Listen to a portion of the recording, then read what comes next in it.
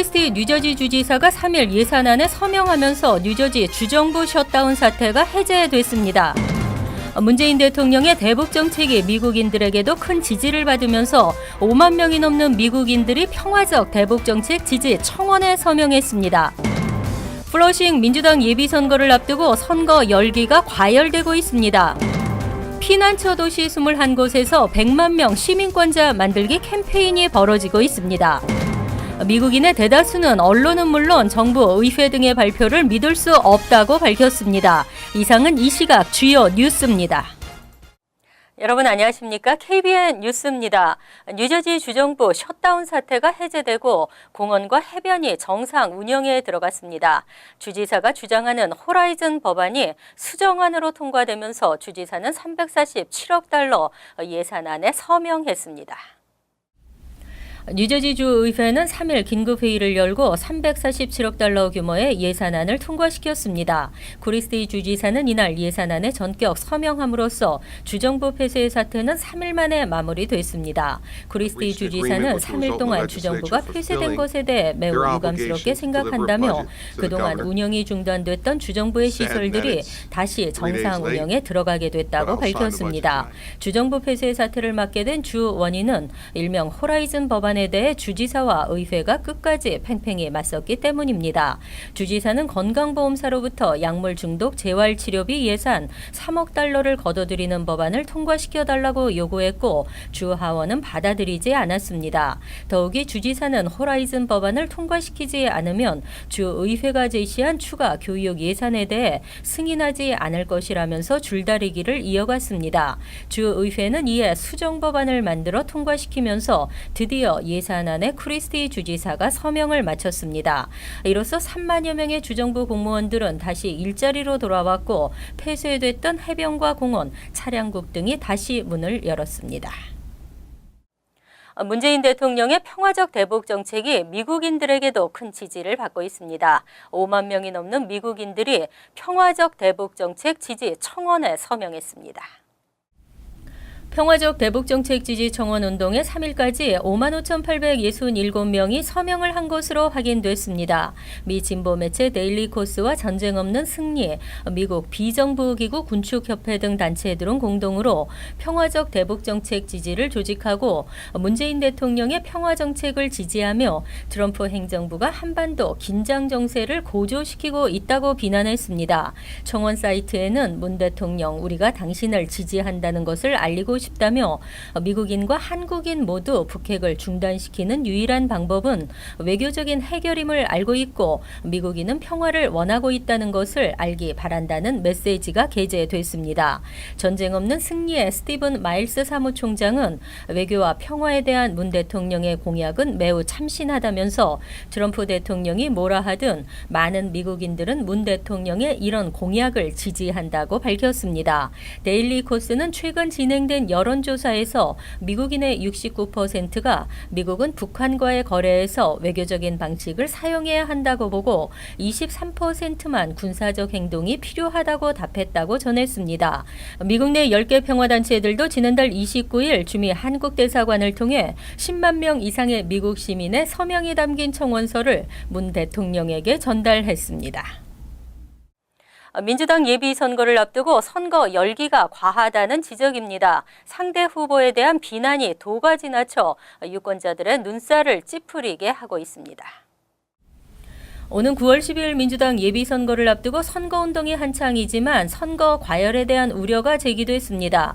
플러싱 20선거구에서는 올해 세 번째 임기에 도전하는 피터크 의원과 뉴욕주 하원 의원 란킴의 부인 앨리슨 텐 씨가 예비선거에 출마해 캠페인을 전개하고 있습니다. 텐 씨는 퀸즈 민주당위원회에 구 의원의 공천과 지지를 철회해 줄 것을 촉구했습니다. 텐 씨는 구 의원이 지난 2013년 뉴욕시경의 인종차별 차별적 불신 검문 금지 조례안과 시경이 내사국의 감찰을 받도록 하는 조례안에 반대했기 때문이라고 이유를 밝혔습니다. 하지만 실상은 구 의원 측이 지역 언론 퀸즈 크로니클에 자신의 남편인 김 의원을 비판했기 때문이라는 분석이 지배적입니다. 또한 구 의원 선거대책본부에 따르면 플러싱 일대에 부착했던 선거 홍보 포스터가 여러 차례 훼손되는 일이 발생하면서 텐시츠 캠프 자원봉사자로 파악되고 있다고 밝혔습니다. 베이사이드 19선거구 시의원 선거에서도 현역 폴 벨론 시의원에 시민활동가 폴 그라지아노가 도전하면서 서로의 정책을 비난하거나 폄훼하는 등의 발언으로 물의를 빚고 있습니다. 트럼프 행정부 이후 불안해진 이민자들은 시민권 신청을 서두르고 있는 것으로 나타났습니다. 추방의 공포에서부터 보호할 수 있는 든든한 길이라는 생각인데요. 피난처 도시 21곳에서 100만 명 시민권자 만들기 캠페인이 벌어지고 있습니다. 4일 불체자 보도 시 21곳이 올해 이민자 100만 명을 시민권자로 만들겠다고 선언했습니다. 21개 피난처 도시는 전국 각 도시 당국자와 인권단체 등이 벌이고 있는 지금 시민권 취득 캠페인에 합류, 100만 명 시민권 취득 목표 달성을 돕겠다고 밝혔습니다. 이번 캠페인에 합류한 도시는 LA, 샌프란시스코, 시애틀, 뉴욕, 보스턴, 시카고와 애틀랜타, 클리블랜드, 피츠버그 등입니다. 에릭 가세티 LA 시장은 성명에서 독립기념일을 축하하고 자유, 정의, 통합, 평등이란 가치를 되새긴다며 귀화 캠페인 합류를 선언했습니다. 실제 트럼프 행정부 이후 이민자들의 시민권 신청이 증가하고 있습니다.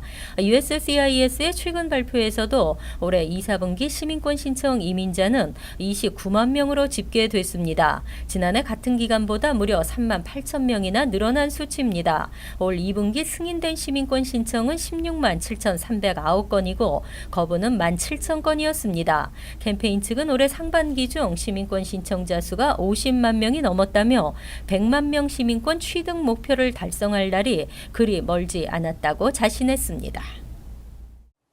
뉴스도 진짜와 가짜를 구분해야 하는 시대가 왔습니다. 미국인들의 대다수는 언론은 물론 정부, 의회 등의 발표를 믿을 수 없다고 밝혔습니다.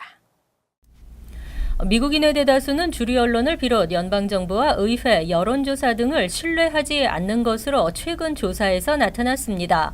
물론 이러한 여론조사를 진행하는 여론조사기관에 대해서도 35%만이 믿을 수 있다고 답했습니다. 공영라디오 방송이 조사한 최근 여론조사 결과 미국인의 61%가 트럼프 정부를 신뢰할 수 없다고 응답했습니다. 의회와 언론에 대한 불신은 더욱 높았습니다. 전체 68%가 의회를 신뢰할 수 없다고 답변했습니다. 의회를 신뢰한다는 응답은 29%만이었습니다. 언론에 대해서는 전체 68%가 신뢰하지 않는다고 답했고 언론을 전혀 믿을 수 없다고 답변한 응답자는 전체 37%로 다른 기관들에 비해 가장 높은 비율을 차지했습니다. 다만 이러한 응답들은 정당에 따라 큰 차이를 보였는데 공화당원은 7%만이 언론을 신뢰한다고 응답한 반면 민주당원은 56%가 언론을 신뢰하고 있다고 답했습니다. 가짜뉴스에 대한 태도가 정당 지지도에 따라 다름을 보여줬습니다. 백악관에 대한 신뢰도 조사에서도 민주당원의 8%, 공화당원의 84%가 믿을 수 있다고 응답했습니다. 데일리 메일은 미국인들은 아무도 믿을 수 없는 상황에 처해 있다고 보도했습니다. 펜스테이션의 고질적인 혼잡을 막기 위한 여러 방안들이 검토되고 있습니다. 특히 곧 시작될 펜스테이션 공사로 당국이나 승객은 비상입니다. 엠트랙이 열차 제한 속도를 상향 조정했습니다. 엠트랙은 롱아일랜드 레일로드와 뉴저지 트랜짓 열차 등 펜스테이션을 이용하는 열차들의 제한 속도를 시간당 10마일에서 15마일로 상향 조정했습니다. 오는 10일부터 진행되는 대대적인 선로 보수공사 등으로 인한 펜스테이션의 고질적인 혼잡을 막고 교통 흐름을 개선하기 위해서입니다. 이와 함께 엠트랙은 펜스테이션 선로 보수공사를 위한 사전 조사를 모두 마치고 승객들의 불편을 최소화하기 위해 만전을 기하고 있습니다. 펜스테이션에서는 3개의 선로를 모두 뜯어내고 공사가 진행되기 때문에 교통 대란이 예고되고 있습니다.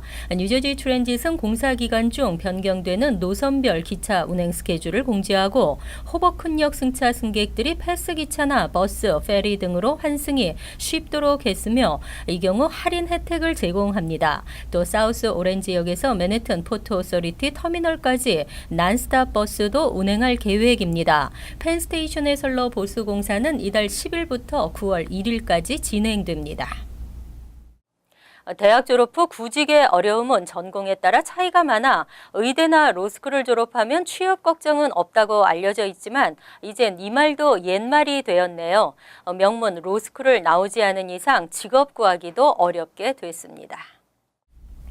로스쿨 졸업생들의 취업률이 낮아지고 있습니다. USA 투데이는 최근 하버드, 예일, 스탠포드 등 일부 명문대를 제외하고는 로스쿨 졸업생들의 구직이 어렵다고 보도했습니다. 명문 로스쿨을 나온 학생들은 안정적이고 고연봉의 직장을 보장받지만 중간 이하의 평가를 받는 로스쿨을 졸업한 경우 어렵게 공부하고도 일자리 찾기가 쉽지 않다는 것입니다.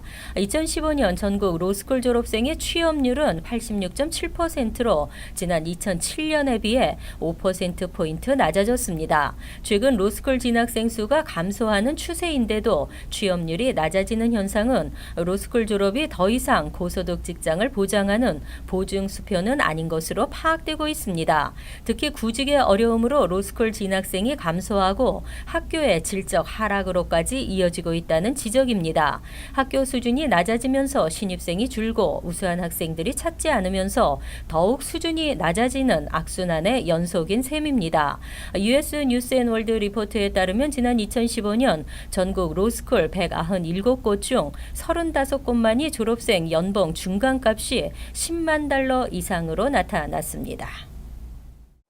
뉴욕대가 뉴욕시 전역 온라인 데이터베이스 코어 데이터를 공개했습니다. 지역별 각종 정보들을 항목별로 분석해 쉽게 찾아볼 수 있고 활용할 수 있도록 했습니다. 뉴욕시 전역 59개 커뮤니티 정보를 한눈에 볼 수 있는 원스톱 온라인 데이터베이스 코어 데이터가 공개됐습니다. 뉴욕대가 지난 2일 런칭한 코어 데이터는 주택시장 동향부터 용도별 토지 분포, 인구와 소득 변동 등 방대한 정보가 포함되어 있습니다. 특히 2000년에서 2016년 지역별 중간 렌트 동향을 볼 수 있으며 주민들의 중간 소득과 주택 소유자 비율도 종합 분석했습니다. 또 대중교통 이용 통근자 비율도 한눈에 비교할 수 있도록 했습니다. 현재 시정부가 사용하고 있는 온라인 뉴욕 시티맵도 이와 유사하지만 사용법이 명료하지 않고 항목별 분석 기능에서 한계가 있다는 지적이 나왔습니다. 코어 데이터는 이를 더 업그레이드해 실업률, 빈곤율, 범죄율과 외국 출생, 주민 비율, 인종별 분포까지 총망라해 실제 활용할 수 있는 지역 정보를 담았습니다.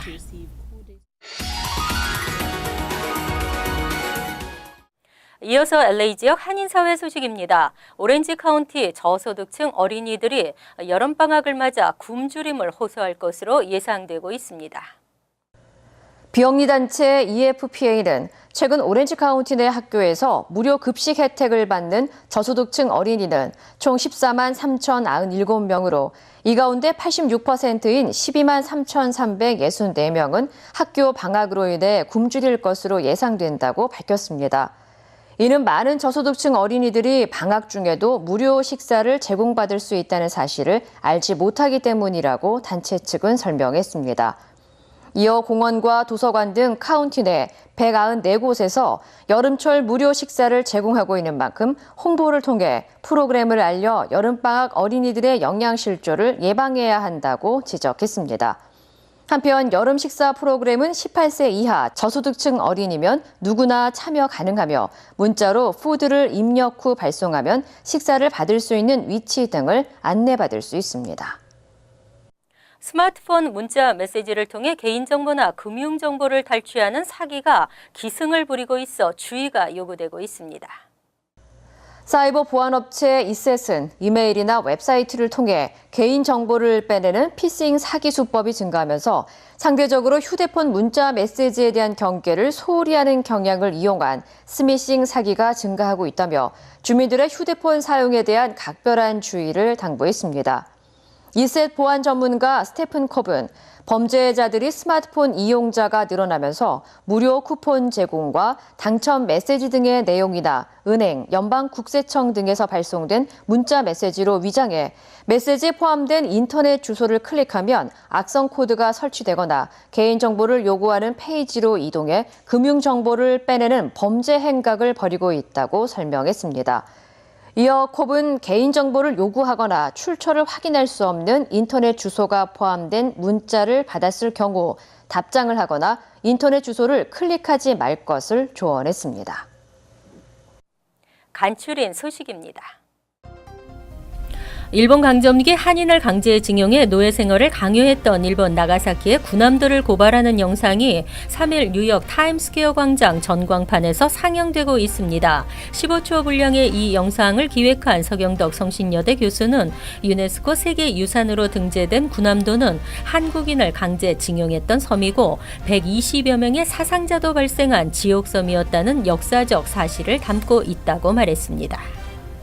독립기념일을 맞아 인디애나주의 13세 소년이 축포로 하늘에 쏜 총알이 머리에 떨어져 중상을 입은 것으로 알려졌습니다. 지역 언론에 따르면 이 소년은 지난 주말 인디애나주 해몬드에 있는 집 뒷마당에서 농구를 하고 있다가 갑자기 머리를 움켜쥔 채 쓰러졌습니다. 친구들은 처음엔 소년이 발작을 일으킨 것으로 생각했으나 병원 진단 결과 머리에 총알을 맞은 것으로 밝혀졌습니다.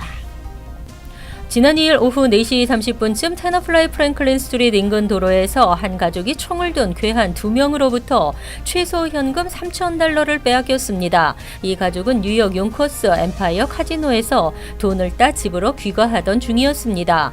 경찰은 용의자들이 카지노에서부터 뒤따라와 범행을 저지른 것으로 보고 있습니다. 경찰은 주민들의 적극적인 제보를 당부했습니다.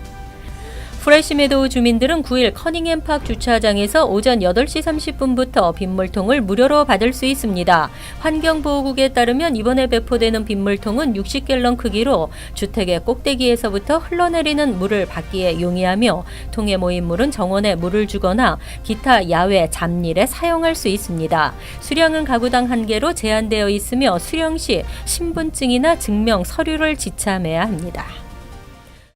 다음은 시사 컬럼이 이어집니다.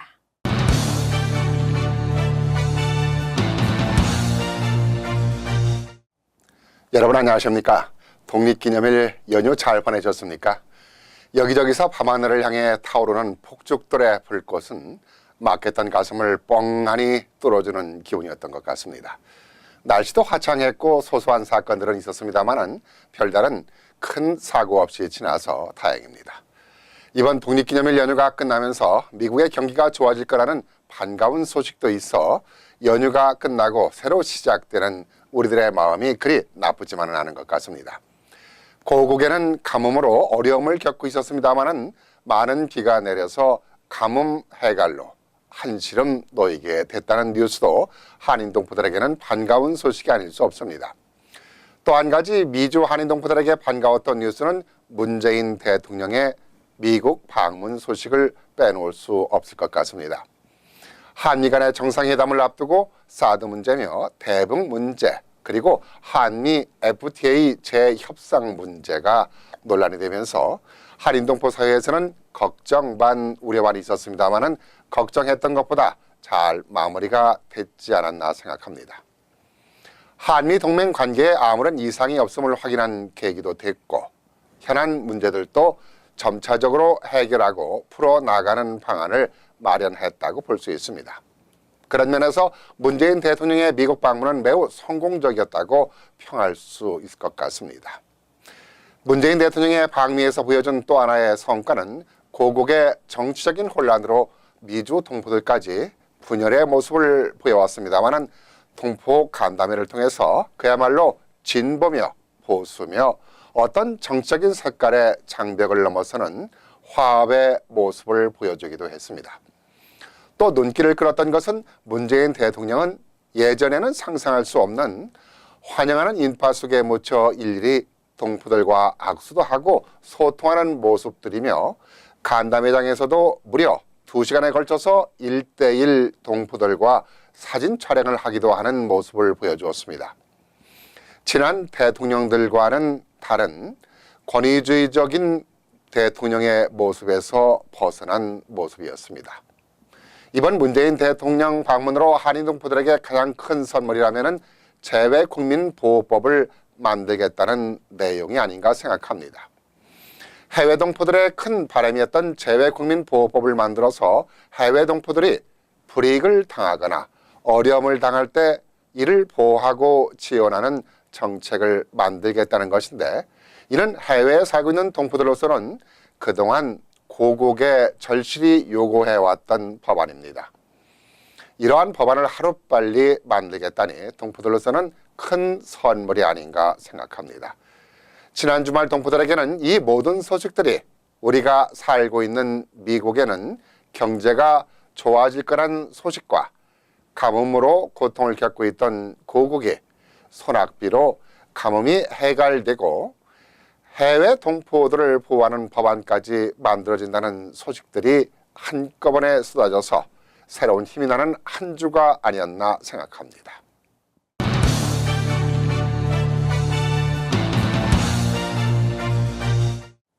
환율과 증권 소식입니다.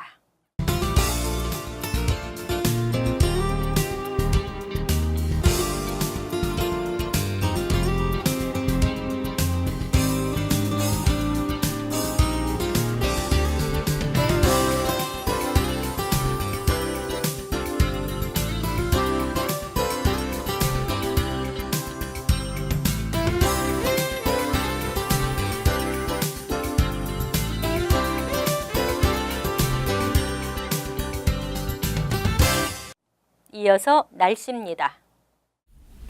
목요일은 흐리다가 오후에 약간의 비가 내리겠습니다. 낮 최고 기온은 78도, 섭씨 24도, 밤 최저 기온은 68도, 섭씨 20도로 예상됩니다. 금요일은 오전 중 약간의 비가 내리겠고 차차 개기겠으며 간간히 흐리겠습니다. 토요일은 곳에 따라 가끔 흐리겠으며 대체로 맑겠습니다. 이상으로 KBN 뉴스를 마칩니다. KBN과 함께 편안한 하루 되시기 바랍니다.